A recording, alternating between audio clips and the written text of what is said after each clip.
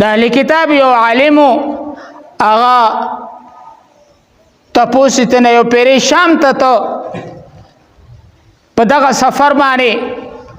نو په لارې باندې یو راهب پاتې کېده نو چې دی کله کېناسته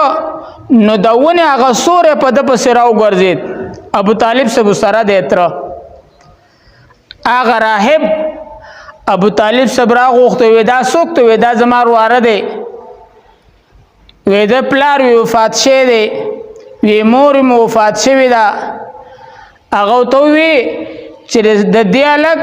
دشمنان ډیر دي او دا د آخر زمانې پیغمبر دی د ډیر خیال ساته موږ په خپلو کتابونو کې دا خبره لوستل او دا هغه نښه وه زه دې ته ناست وم چې څوک به راځي او دا د دې ونې دا سوری به په چا پسې په کوم وړوکي باندې په کوم سړي باندې به سوری کېږي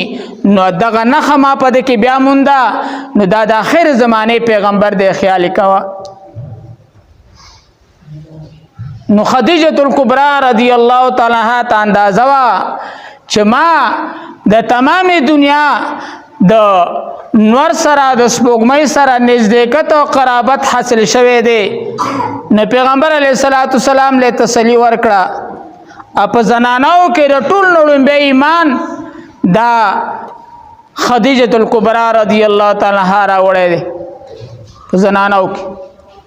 پیغمبر علیه السلام د نبوت تصدیق اړومبی چغه دا خدیجة الکبرا وهلې ده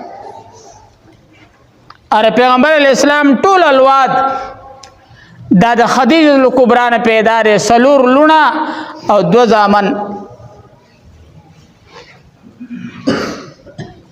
نو زما عزتمنو دا هغه